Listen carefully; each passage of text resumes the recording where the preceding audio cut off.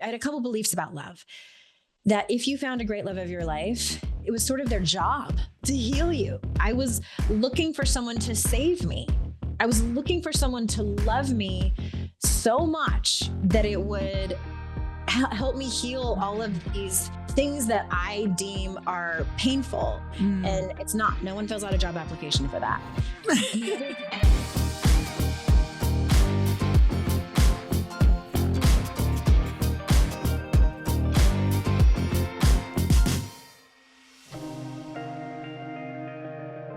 Andrea, welcome back to the Earn Your Happy podcast. Official friend of the podcast, I hope now. Oh my God. I mean, it's a revolving door for you. I'm like, what do you have? What's going on? Come on. Because it's just always a fun conversation for me, no matter what we talk about. Yeah. And I do believe, and you have a podcast, like those are the best podcasts, is when you just feel like you can go anywhere and talk to the person comfortably. So yeah. And we know each other's audiences enough. So we know that the people that are listening to this are going to get value based on what we catch up on. So that's my come from. Well, I'm excited to have you on over the excuse that you have a revised version of your book. But I also know we're just going to go all over the place today with where you've been on your journey. So you have a revised version of your book, 52 Ways to Live a Kick-Ass Life, which, I mean, when this book first came out, it was freaking amazing. But I'm always curious about when people revise books, because I have a book. I'm like, could I revise that? And I guess even just asking that question, I can fully understand why I would want to revise that book because so much has changed. But from your perspective, tell me about when you first got the idea and why you revised it. So I've been thinking about revising it for years. And I wrote it around 2012. It was published January 2014. And I mean, having been in the personal growth industry for such a long time, not only do we evolve as experts, but the industry evolved. And back in 2011, 2012, I mean, we were seeped in toxic positivity, hustle culture. It was very sort of like black or white. And we loved the miniaturization of personal growth. That's what I call it. Like where you would see a meme on Pinterest of like, don't compare yourself to anyone. And you're like, yeah, don't do that. But meanwhile, you're like, wait, how? And that's all I'm secretly doing. What does that look like? Right. Am I the only one? So I wanted to revise it to update people on topics like that. And even things like around procrastination. I'll just give an example. Sometimes that's because you're neurodiverse and that's the way that your brain works. So it's not just like, do this and you'll fix it, do that and you'll be better. So I wanted to not be dismissive of certain aspects of someone's unique personal growth, as well as I wanted to add questions in each chapter for people to coach themselves and things like that. So it's an all over facelift for the book. I love that. So I want to start with kind of just thinking about, I'm trying to think of even the first time you and I connected. How many years ago was that? It had to be at least 6, if not more, 8, 7, 8. I'm not sure. Probably around 2015-ish. Yeah. Okay. What would you say in the last, we'll just go 8 for our sake, 8 years since we first talked for you? What have been some lessons for you on the personal development journey where you have had to learn to tweak certain overarching lessons for yourself? Like what were some themes for you that you always struggled with that you're like, man, this just doesn't necessarily feel like a fit for me, or I feel like I don't really ever understand this one? The thing that comes to mind the quickest when you ask that question is, and I've always been transparent about this more or less on my show and with my community around the aspect of trauma. And I think that previously, I knew trauma existed. I knew that it was a thing for people to work through. And I honestly felt like, okay, you do a certain amount of exercises, you work with maybe one particular therapist that resonates with you the most, and you can get through it. Meanwhile, I was dealing with this like almost 20-year-old thing that was happening. And it was from my first marriage where I had been with this person for 13 years from when I was 17, which is pretty young, until I was 30. And I had no desire to be with this person anymore. Like, glad we're not together. It was great. Thank you for the life lessons. But in my mind, here I was, writing self-help books. I'm an expert in my field. I was remarried and had two beautiful children. I had a beautiful life and could not land the plane with this previous relationship. And I kept just circling and circling. And I went to therapist after therapist. And finally in 2020, I kept using the word exorcism. And I told my therapist, and I'm like, I feel like I need a spoon and I need you to like scoop out the part of my brain that won't allow me to just land the plane. And by not being able to land the plane, I mean, kept having dreams and they were symbolic and this person was in the dreams. I'm like, what does this mean? Or he would just like pop into my head, or I would feel still angry about certain aspects of it. And I was still beating myself up over certain aspects of it. None of it made sense, Lori. And so understanding how deeply trauma can live in your subconscious, and that it sometimes takes, I don't know if I want to use like more aggressive modalities in order to land that plane, whatever that looks like for you. That was one thing that I have really have to come to accept and surrender to over the last probably decade. Well, that kind of brings me into the next question that we were chatting about before hitting record. And that is, what made you realize that people are different in that way? Like some people are going to need a lot more aggressive work, probably from your own experience. Yeah. But also what has, like, now that you have such an awareness around it after all of these years, what has this last year or two looked like for you? What has your journey, like, where has that all taken you? Yeah. Okay. So it's been about 2 years now as we're recording this, I decided, well, it was a mutual decision. My soon-to-be ex-husband and I, so it was my second marriage, decided to end our 14-year marriage. So it was incredibly difficult. I'm not going to say that was an easy decision to make. Because did you feel like you were in a good, like what? Yeah. Did you feel like for the most part you were in a good marriage? Yeah, it was good. And I often say, like, I had a beautiful life. I had an easy life. He was so easy to get along with. However, it was a classic case of we grew apart. And it makes me incredibly sad. And I kind of never understood what people meant by that when they said it. And now I understand that it just happens sometimes. I don't consider it a failed marriage at all. It just was one of those things where we were not a great match for each other anymore.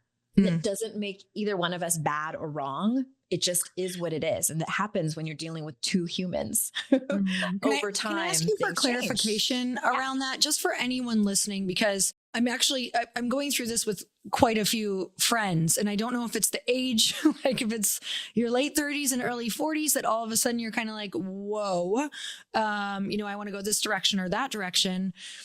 What were some things that you did in the finality, or that you both did together, or the questions that you asked yourself around, how do I know I've given my all and that this really is the end and we can let this go? I think that is such a beautiful and valuable question to ask, both me and for people to ask themselves. For me, I needed to know and feel it in all of my being that I had gone to the ends of the earth to save the marriage before we made any decisions. And, obviously I can't speak for him, and I won't, but for me, that looked like a commitment to couples counseling, which in his defense, we both showed up for that every other week for 10 months. Wow. And we also were specific in the person that we found, this particular therapist that we found. We both wanted to agree. We both wanted to have good rapport and trust this person.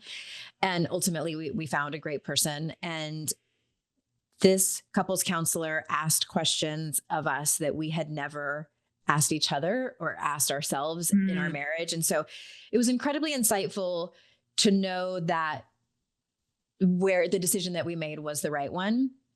And so thank you for asking that question. And I think that when like, I hate to sound esoteric like that, but it's a matter of following your intuition. And to touch on what you said in the beginning of your question, we are seeing a lot of, especially women, leaving their relationships and or their marriages.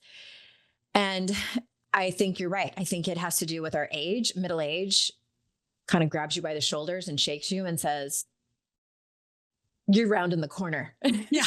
What do you want to do time. with this It's next time. part of your life here? Nobody's getting out of this alive. Yeah. Nope. And no one knows how much time you have left. What are you going to do with your one precious life? I think that has a lot to do with it. I think also I'm just staring down the barrel of 50 in a few months here. I do think that, and I don't know the science behind this, but I've heard people talk about the shifting of hormones. Yeah. It makes us get to a place where we have a lower tolerance for nurturing other people, which means we are not tolerating the things that we previously might have been easier to tolerate. And the last thing, I think that the pandemic really forced us to look at our lives and like, okay, is this ultimately what I want for the quote unquote rest of my life? And I think it's also asked a lot of people who are in good enough marriages, like, is it really good enough? Because we don't talk a lot about leaving the good enough marriage. We talk a lot about leaving the abusive one, the person who was a narcissist, et cetera, et cetera, et cetera, where it's obvious, like, girl, you should go. Right. But, to quote TikTok, he's a good man, Savannah. Like, I had one and it still wasn't right for me. It wasn't right for me in this lifetime that I'm in. So kind of a long way of answering your question. No, I love hearing that thought process, because I think it's going to help a lot of people go, okay, that feels good to me. I'll feel complete with that. Because sometimes we don't even know where to start or where that would feel complete. Yeah. And so it's kind of like in your book, you have a lot of questions and also the therapist you had mentioned asks you questions. Sometimes we can't get to the place where we even know what questions to ask. So for you, this last year, I know that you had told me you'd been on some different, like you're trying some different things. You're trying some different modalities of healing. What are some of those things you're doing? So I decided, because as I mentioned in 2020, I had told a therapist that I had hired that I feel like I need an exorcism. Like, can you help me land this plane? And so she started me out for the first time with somatic therapy. And she did a few different things, muscle testing. I forget what they were called. Which isn't my norm. I'm more of I want to stay up in my head. It's like safer up there, like I want to stay in my head. It's so I don't have to actually feel a whole lot of things. But as I know, that's not how the whole process works. We are emotional beings having a thinking experience, having a human experience. So I started to look into psychedelic therapy. I was hesitant, because I'm someone in long-term recovery. I think we may have talked about it on your show previously. I got sober from alcohol in 2011. So last year I celebrated 13 years of consecutive sobriety in that regard. But I looked into the research. There's been a resurgence of research, which is amazing. They've done a lot of research on veterans. And this is with things like psilocybin, which is magic mushrooms, MDMA, also known as Molly and ecstasy for all you partiers, even LSD, several different psychedelics. And I decided to go with ketamine. And anyone listening to this who lives in even a moderately large city, there are ketamine clinics, I think in 44 US states, maybe 45. Almost all states. And I did it through an at-home company and talked to a lot of people beforehand. The company was excellent around it. And I did 12 sessions at home, and it fundamentally changed the trajectory of my personal growth. It felt like a fast track. And I finally felt like I could land that plane that I talked about. So I can talk more about like what I saw and what it's like. And yeah. I think I'm curious for a couple questions that might be in people's heads are like, okay, that might freak me out a little bit. Yeah. Was it like addictive? Do you have to continue to stay on it? Do you ever find that you have urges? Then we're going to clear those questions out so we can be clear for all the next stuff. Good questions. I forget about those because I don't even worry about it anymore. So that was one of my main concerns. Like, as someone, like, I identify as an addict. Like, do not put Percocet, Valium in front of me because you will not see me anymore. So I had to be very, very cognizant and do my due diligence. The research shows that it is not addictive. And even after 12 sessions, I was even spacing them so far apart because I wasn't even thinking about it. Okay. In terms of, we can't wait to get high. Like, that was not it at all. And I wanted really speak to how understandable it is, especially if you were a child of the 80s and 90s, where, in my generation, it was Nancy Reagan, just say no. I know for kids, people that were kids in the 90s, it was the DARE program. Like, drugs were bad and scary, especially psychedelics. I was a super partier and I had never even done LSD before, because that was like, whoa, that is super scary. So I wanted to make sure it wasn't. The reason also I wanted to start with ketamine is because the experience, as we call it, also known as like when you trip, it's only about 20 minutes, 30 minutes maybe, whereas LSD or psilocybin can be several hours. Ooh, no, so thank that you. felt better to me. It felt better to me. I felt like a tiptoe in there. Yeah. So was that all the questions that you had about that? Yeah, I think for anybody who's like, because I have heard so many incredible things about it for trauma, or I believe I've even heard for like anxiety and depression. But I do think, the people that I'm talking to, some of them have a lot of fears around it. Like, oh, I'm not sure if it's, addictive, if this is going to be something I have to continue my whole life, if this is going to be something I want. Okay. So it could be kind of potentially, no guarantees, but maybe a one and done for some people, like a rewiring of the brain. Do you know a little bit of the science behind how it works? Yes. So, and please excuse my rudimentary explanation of it, but it's just as you said. So it essentially kind of wipes the slate clean of your neurotransmitters, and it allows you to rewire your brain. And again, I'm speaking very generally here, but it is mostly marketed to people who really struggle with chronic anxiety and depression, which is amazing. And so I'll give you one example of something that it changed. So I was diagnosed with generalized anxiety disorder when I was 27. I was on medication that changed my life for the better. And then I got pregnant a few years later, so went off of it and never have gone back on. Actually, I take that back. I was put on an antidepressant a few years ago and remembered that it was a similar feeling to my anti-anxiety meds, where it just sort of muted me. Like there were several moments where something would happen and I would think to myself, like, I feel like I should be crying right now. And I wasn't. I was just that's exactly what happened to me. I didn't like that. As someone who's an emotional person who finally has gotten to the place where I don't apologize for it, and I'm like, get me on the ride, I'm here for it. Yeah. I didn't like that side effect, but I know it's great for some people. So I knew that I did not want to try something where I was going to feel like I needed to be on it all the time. That was not the case at all with ketamine. I did 12 rounds, which this particular company sells them in 6 sessions. So I did 2 of those. And the first time I did them a week apart. You do it at home. They come in like, they almost look like Tums, and you put them in your mouth and you hold it in there and they dissolve. And then you hold that. It's kind of gross. You hold the saliva in your mouth for like 7 minutes and then you spit it out. Do not swallow it. It'll make you throw up. And then you just lay back with your headphones on and your sleep mask. And I mean, they guide you through the whole thing. And then about an hour and a half later, you're fine.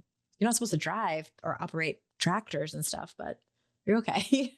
I don't know if I'm going to be able to do it then, because I'm full tractor mode right now. Full tractor duty. Monday to Friday. It's kind of funny. I mean, when I was back in Wisconsin, that is a very normal thing, a normal career. So who knows, I could.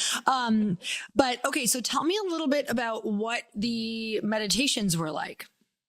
So they're not really meditations. It's more like, well, I guess there are some people who say that I've never been great at meditating, but there are some people who say that when they do ketamine, it feels like they've been dropped into a deep meditation without even trying. And so the way I describe it, it's kind of like dreaming. So, when you have weird dreams and they're when you wake up and you're like, okay, that was weird. But if you really take a good look at it, it's metaphors and symbolic. Like you might see, I don't know, like Abraham Lincoln is like sitting in your dining room table, like crocheting like booties for your dog, and you're like, that's weird. Yeah. But it also makes sense. Right. It makes so much sense. Like, or, the dreams that you have, like I have a reoccurring dream that I am back in high school and I'm trying out for cheerleading again, but I'm 49. Oh, fine. And I don't know the choreography and the girls are nice to me, but they're looking at me like, who brought their mom? but it's symbolic. It's like, I'm feeling vulnerable. Like I have, I really want to make friends, but I'm having a hard time. It's symbolic. Ketamine is similar. So there was one session where I was falling backwards into like a black hole but I wasn't scared. And I kept like going by and I would see someone that's in my life, and some of them were like smiling and waving, and some of them were not. And the people that were not were people who had hurt me. And so again, and I had another one where I was like riding a bike down a dirt path, and there was all these houses, and then suddenly my dad was there who passed away. And so it was similar to dreaming, but there was a couple of them that, and I can share with you, like there was one that like profoundly, I was rocked. Do you want me to share it? I think that's what I would love to hear is kind of like, so you're getting all of this, but how do you know how to unpack it sometimes? Because, I haven't done ketamine, but I've definitely been on some retreats where you're doing like a 3-hour meditation. And sometimes I think for the most part, we naturally can find the meaning of it, but are you guided to like, how to unpack it? Or so tell me about some of those. Well, when you sign up with this particular company, they have a coach that is assigned to you. It's part of the package where you can bring them. And they also have a community, like a forum that's so helpful where there's other people who can help you do it. Honestly, you know what I did? I typed mine into ChatGPT. And I explained, I'm like, here's what I'm kind of struggling with. What do you think? What are some suggestions? And it gave me like a few different sort of like, well, it could be this, it could be that. Like, what do you think? So it was kind of like a dream analysis. Interesting. It was super helpful.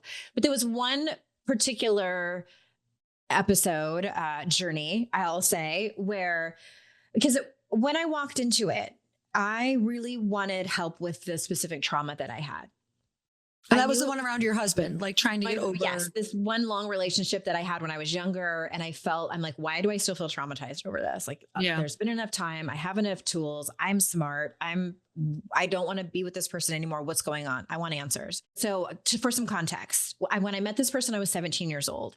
After just dating a few months, I was a senior in high school and I got pregnant and accidentally. And I didn't have a whole lot of support during that time. I told my best friend and my cheerleading coach, like those were the only two people that I told. And I ended up terminating the pregnancy. And it was the most difficult decision I've ever had to make. And I was a child, like not in a place where I could make a sound decision. I needed adults. I needed adults, and I didn't have them at the time to be able, that I trusted enough to be able to help me make this decision. And so that happened with him. And then when I was 30, when we split up, we were married at that point. We were talking about conceiving our first child, and he got our neighbor pregnant and had an affair with her and got her pregnant. And they were going to have a baby. And that's why we divorced. It didn't occur to me until all these years later. I was like, oh, that whole relationship was bookended by two very traumatic events. So maybe that's one of the reasons this trauma has stuck with me. And the way that the clinician explained it to me in terms of trauma, and she said that what happens many times during traumatic events is that our subconscious cannot organize the information, and it's trying to like make sense of it and can't. So what ends up getting wired is that it still thinks that it's like in present tense because it kind of can't figure it out. Yeah. And so, and I'm like, tell me how to help. Tell me how to, I'm smart. Tell me how to get into my subconscious. And this psychedelic therapy was the answer. So I'm in this session and I have a sudden deep, like smack in the face realization that it's not my present self that is upset or that even really has any feelings about what happened. It's the 17-year-old version of myself and my 30-year-old version of myself that are stuck. And this very much points back to internal family systems. I don't know if you've had people on your show that have talked about that. And these old, younger versions of myself that were stuck. And so the visual that I got, and this is the part that might make me cry when I tell the story, is that I saw my 30-year-old self. That was the age I was at where we split up. And she was carrying, almost like a baby, my 17-year-old self. And I was I get goosebumps even telling this story. I was overwhelmed with emotion. I was in the fetal position, crying. So I don't remember the last time I cried that hard, crying so hard I could barely breathe. And they were both so tired. They were both so exhausted. My 17-year-old self was enraged. That's why she was exhausted. And my 30-year-old self was exhausted from all of it, from having to carry my 17-year-old self. And so I'm crying and crying and crying. And during the session, I kept hearing, it's safe to lay it all down. It's safe to let all of this go. You're never going to get another outcome. You're never going to get a different outcome than the one that you wanted. And that's what was keeping me stuck, is that this 17-year-old version of me and the 30-year-old version of me kept wanting a different outcome. And that's why I kept using the expression, I feel like I can't land the plane. And I don't know where that metaphor came from, because that's what it felt like. And I'm like, why does it keep looping? And so what I figured out was, oh, my subconscious kept looking for another outcome. And that's why I kept thinking, oh, well, like maybe I should have another conversation with him. Like maybe I should go back in time and like try to fix it. And so it was so incredibly moving and devastating and emotional and also healing and beautiful and validating for all of it. And so just that experience. And I want to also say, I think that was like my 8th or 9th session. I just wonder, and I'm like, maybe I just wasn't ready to see it like in the beginning. And then I was. It has been profoundly, like, I feel like a different person after experiencing that. So what were your first 8 like? Did you have an expectation, or do they kind of set you up to be like, hey, this may or may not work? Like, what does that all look like? They ask you to not have any real expectations because it's different for everyone. And it's not a magic pill. Right. I look at all of the personal development things that I have done, from every retreat, from every online class, from every book, every therapist. They are stepping stones for me to get to a place where I can feel whole. Because at the end of the day, that's all what we're looking for. We're looking for complete. And a lot of times we look for it in another person or our rescue dog or this book. Our business. All inside you. Yeah. Inside you all along. So the first one, with the way that I did it, they dose you pretty low. I think it's for liability purposes. So the first one I was kind of like, oh, that was kind of boring. Like, yeah, exactly. Great. What else can I get? So then you meet with a clinician, and then they, based on your experience, they up your dosage. And that's what happened with me. And the first few, I saw kind of vague lessons. Like I'm not a super visual person. So I kept hearing things. I know that you and I have talked about, we write poetry and things like that. Like when I write poetry, I hear the words and then they come out of my fingers. So it was similar to that. I would hear things and know things rather than see things. I did see some things, but a lot more hearing and knowing. And it was really when I decided to completely surrender, and I'm like, okay, my intention is whatever the medicine needs to show me. I am open to it.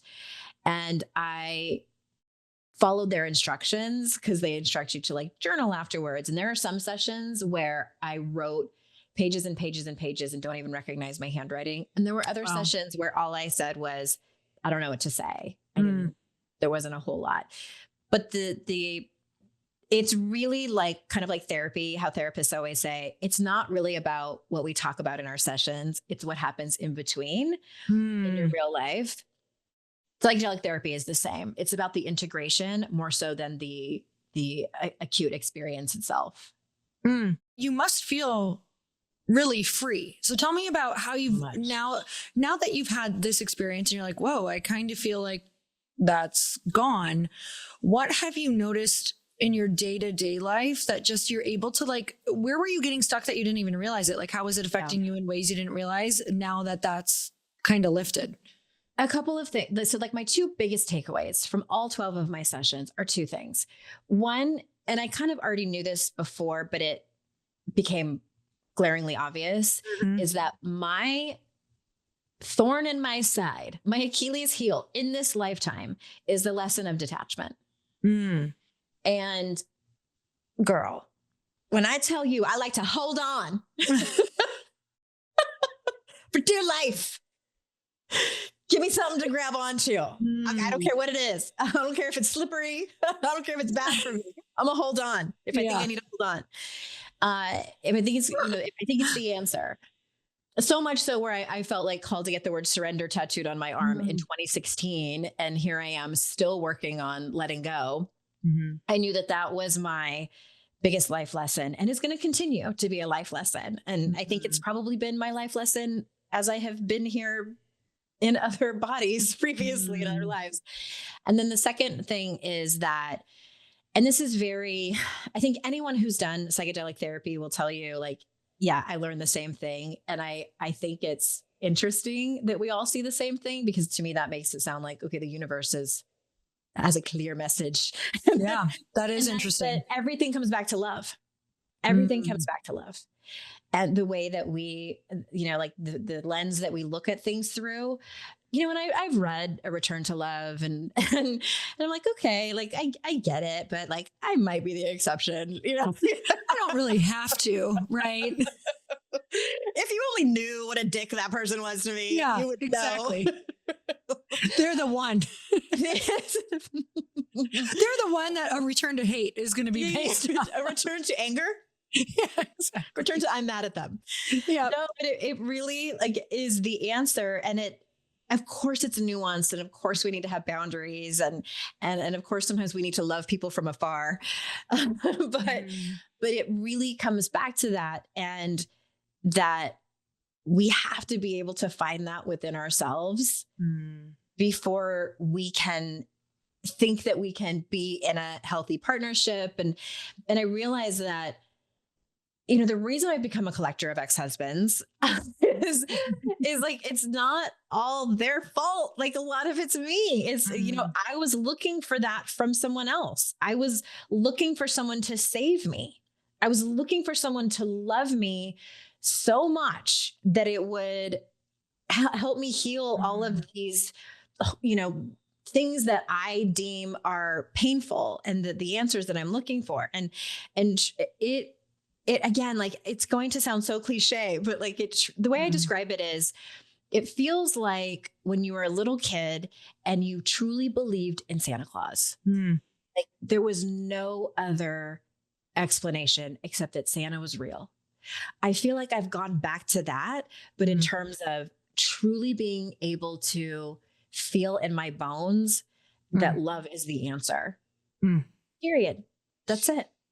Okay. So question on all of that, because you've been divorced twice. And when you're looking at relationships now, first of all, I don't know if you're interested in another relationship or ever getting married again. Where do you stand on that?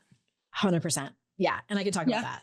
Okay, cool. We'll talk about that in 1 second. So that this will lead into that. Okay. So do we think that like the first and second, because I think people, and even me, watching different marriages fall apart, you can start going like, whoa, let me make sure mine's okay. Is anyone safe? What's going on? Like, are we okay? I can't tell you the amount of times Chris and I've been like, hey, are we good? Like, what's going on here? So we'll analyze that. Okay. So let me see if I can get this question to what my brain is doing right now. I am thinking, do you feel like when you have like that unhealed version where you're like, I can't land the plane, do you think that you attracted the second husband who showed you lessons, even though it was great and it wasn't ever going to last unless you healed that? And does it make you afraid to be in this third person who maybe, are you like, am I fully healed? Is this another lesson? Like, where is all of that falling? Yeah. Okay. So such a great question. I think first and foremost, please, everyone listen to this, know that I am the type of person who believes in impossible things. Like I believe in magic. I always have since I was a child. And I think that like in my circle of friends, if somebody was like, hey, who do you think the one who's going to be married multiple times, but keep believing in love? They'd be like, Andrea. It's going to be her, just based on my personality. Okay. I used to say like, am I a glutton for punishment? Like, I don't think so. I think I just am such a believer and maybe a bit of a romantic that I love so much. And so, and I've said this to people, even on first dates, when they find out that I'm married multiple times, and I'm like, I 100% believe in love. And I believe that there is a great love for me. And I think, and I think my two ex-husbands I don't think that most of us have just like one great love of our life. I think we have multiple. And sometimes it's friendships. And so I've always been, except when I was first really going through it, I thought like, no, I'll never get married again. I can tell you what I won't do. I will never get married again and not have a prenuptial agreement. There we go. Okay. Everybody listening, girls, women, even if you're already married, have a postnup, because you don't know what's going to happen in terms of your finances when you are married. And if you don't have one, the federal government will have one for you, or whatever state you're in. So have one where you get to call the shots. Anyway, so getting back to love, I think that how I am radically different now as I'm about to be 50, and I decided, this is different than even when I got married the second time. There is no person, romantic relationship with a man or friendship with a woman that is going to heal me. I deep down thought that I had a couple beliefs about love, that if you found a great love of your life, it was sort of their job to heal you, or at least to help heal you. And it's not. No one fills out a job application for that. And the other thing is, I don't want that. Yeah, exactly. And I also had a belief that in order for love to really be real, that I had to chase it, that there had to be some element of difficulty to it. Interesting. And that's not true. And I am as we're recording this, I am in a new relationship. It's been about 5 months, and it's been really interesting because both of us walking in are so transparent. I think it comes with age. Like, we're so transparent. Like, from the beginning, we were like, hey, what do you think makes up a good relationship? Based on the collection of exes that you have, where are you terrible and that you've had to heal? So there's been like total transparency about that. And here's something how I describe it is, I say, I think with the experience and age and wisdom that I have now, I have one foot in the reality that this is a new relationship, that this could fall apart tomorrow. It could fall apart tomorrow. And if it does, I'm going to be so grateful for the time spent together and just the experience of falling in love. Are you kidding me? It is better than any drink or drug I have ever taken in my life. 5 stars. Would definitely do that again. Are you kidding? So like one foot in reality, this could not work out. I'm very aware of that. And then the other foot leaning into the magic of falling in love with another human being and the vulnerability that it's such a gift. And so I think that I'm good with that sort of lens, just knowing that you are not like, I am a whole person without you, you're great, but I'm also a goddamn prize. And that is very different, even from my last marriage that I entered when I was 31, 32, 33, somewhere around there. I'm a very different person, and I'm grateful for the gift of wisdom and age that just comes with that. Oh, I love hearing that. And, it's funny because we all have a version of what you're talking about in a different way. And mine is like with friendships and business, like, am I okay without these things? Am I chasing these people and things? Like, where for me, love has been more like with Chris, it's been a little more like effortless. And we've been actually blessed to be crazy transparent from the beginning, like way more than people are like, you talked about that on your dates, like when you were young. And so I think that we each actually had like real life psychopathic relationships right before each other, like where his was actually physically abusive and he got pushed through a plate glass table. Like, so I think that we literally both came into that, like, what are all the things that we're not going to do, and where are our flaws? So strangely enough, that's been like a great, that part of my life feels very grounded. Now, female friendships, very much like exactly what you're saying. Like, do I want to put this on the line? I don't know if this, feels good for me. Like just the fear around it, where I think some people have the fear where you don't have that that fear in romantic relationships, because you're telling us like fall in love with that journey. Like I should be looking at it like, okay, this girl, if something happens, great. Maybe she won't be in my life or whatever, but it's worth the investment because the fun of getting to know each other should be what I'm focusing on instead of like, what if she hurts me? Exactly. And that goes back down to choosing to come from a place of love versus fear. And it's not linear. I'm not perfect at it, but I have had a two situations, and one of them we ended up reconciling, where it's a best girlfriend that we ended up splitting up for whatever reason.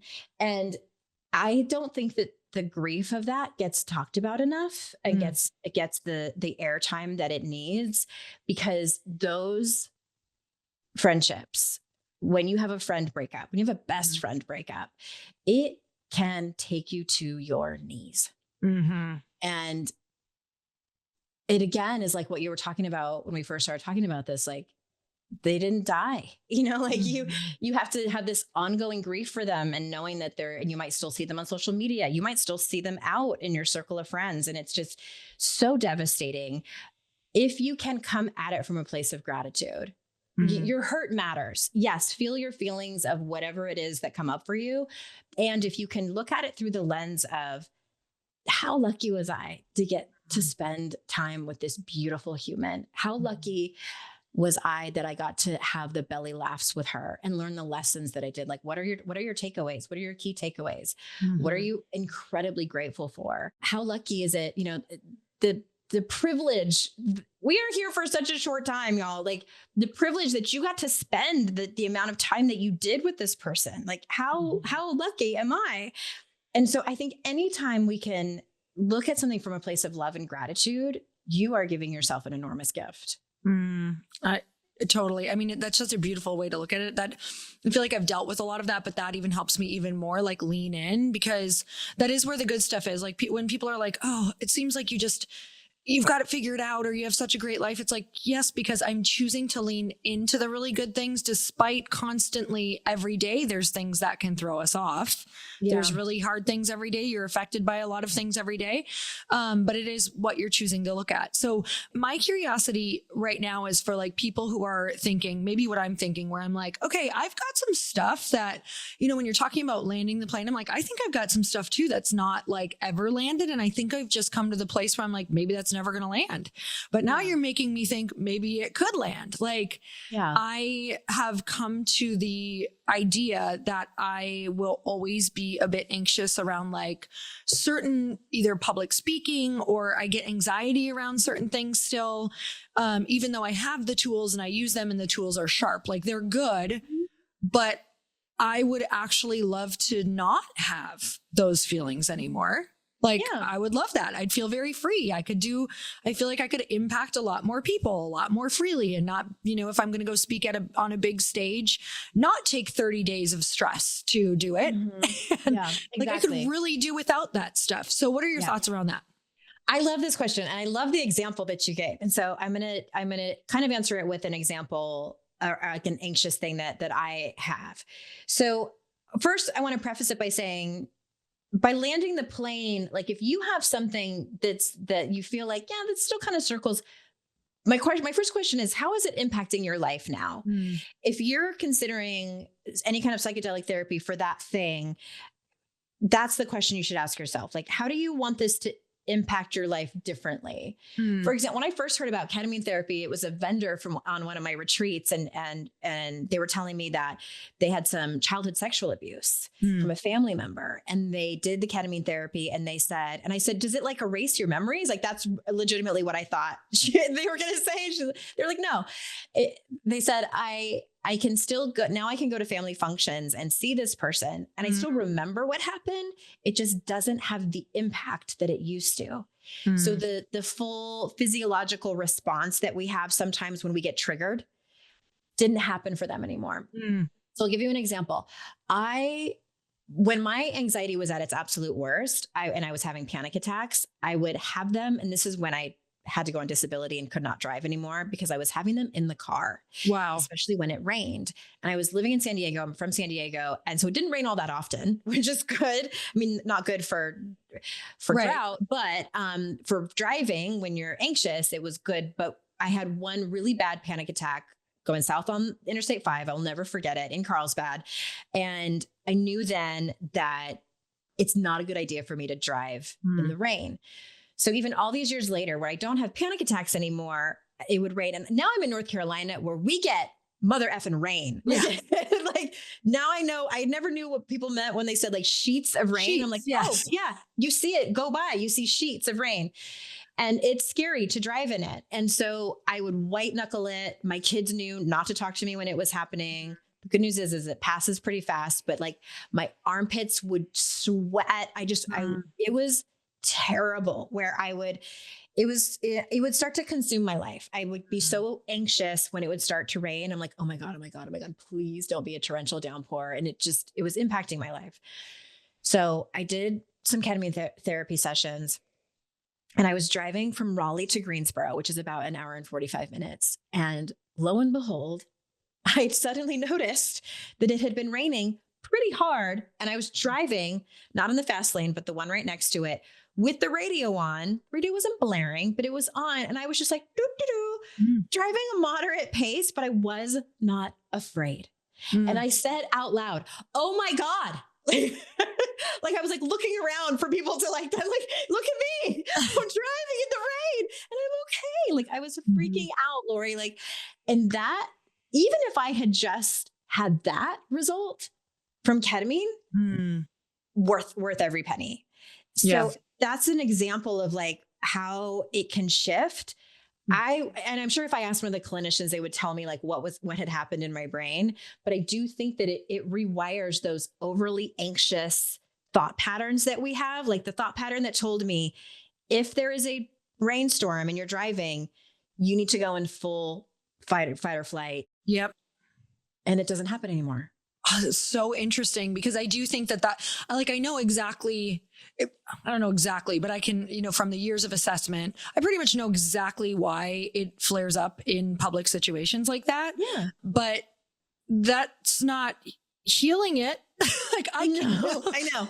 You can know you're safe. Like you can literally be like, there's no one on the highway. I can see everything. Like you can literally know you're safe. You can have done all the work, all the meditations.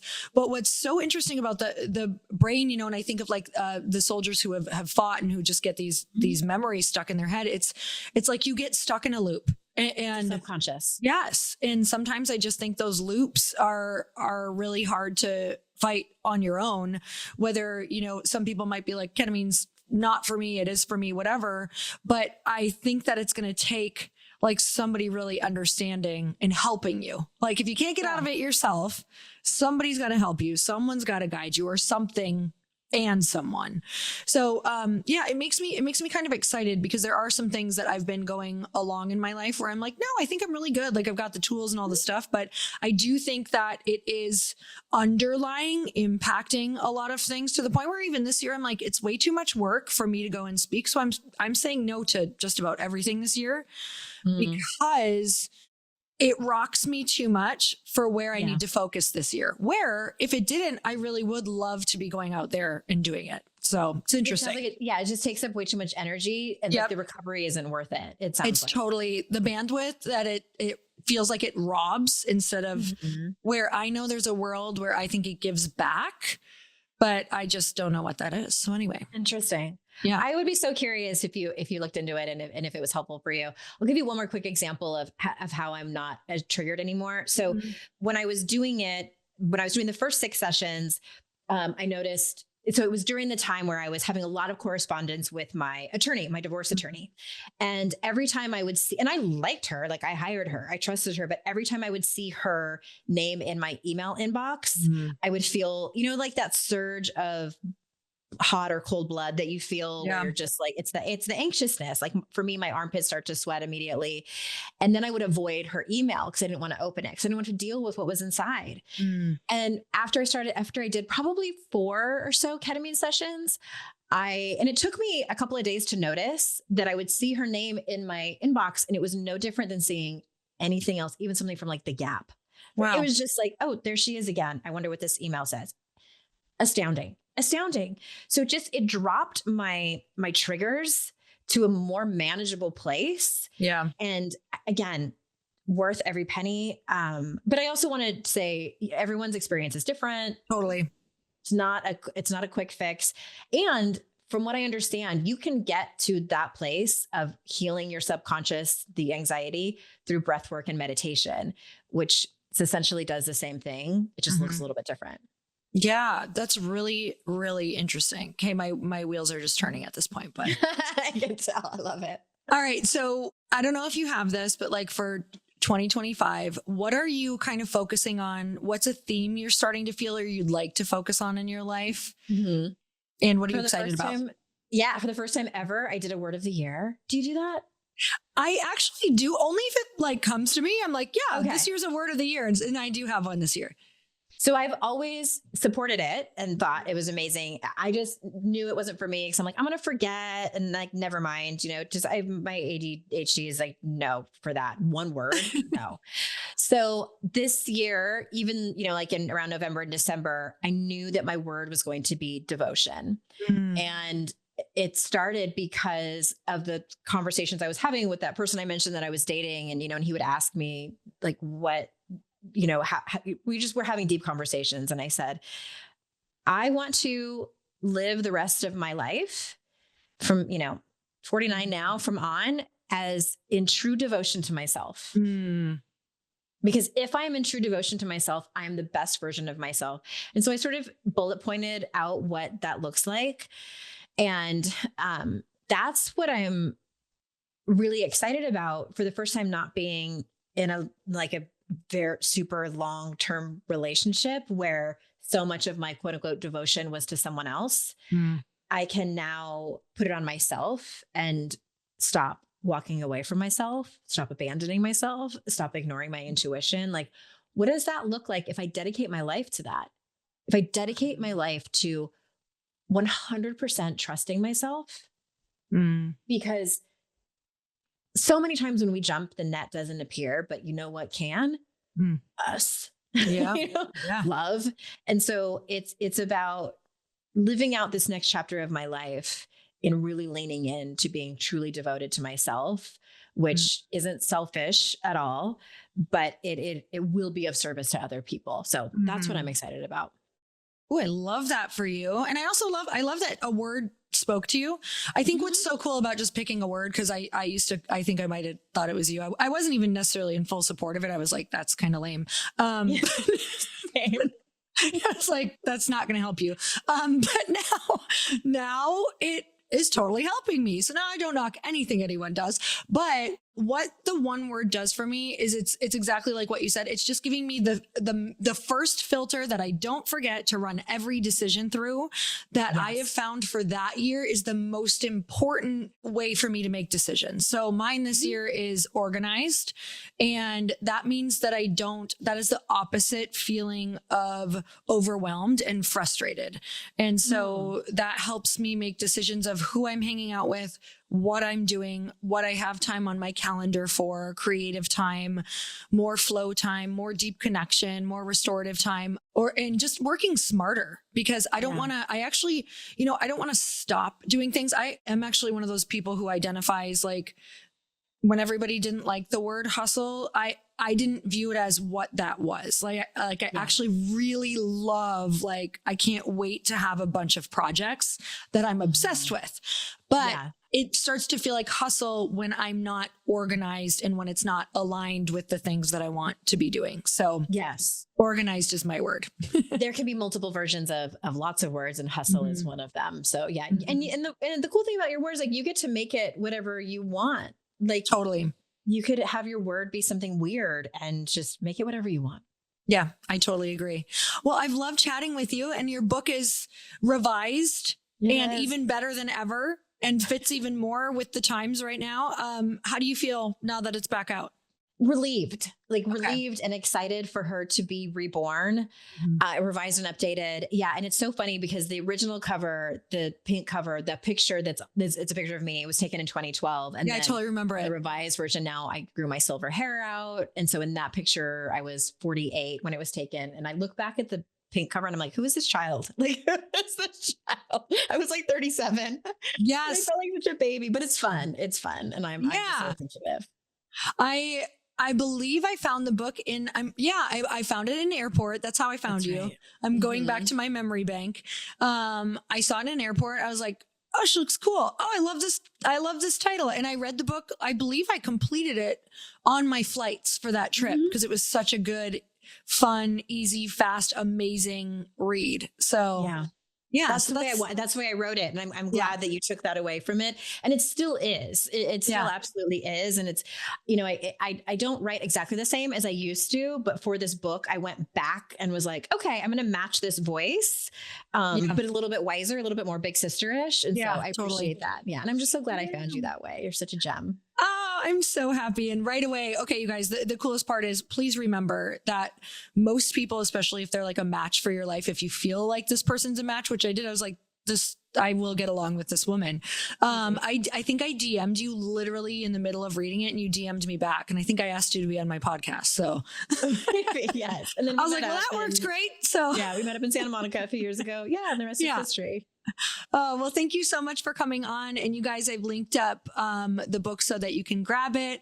Go let Andrea know what your biggest takeaway was. Or if you have more questions on the journey, you can DM her. Okay, amazing. I answer. She answers, guys. All right. Until next time, everyone, earn your happy. Bye-bye.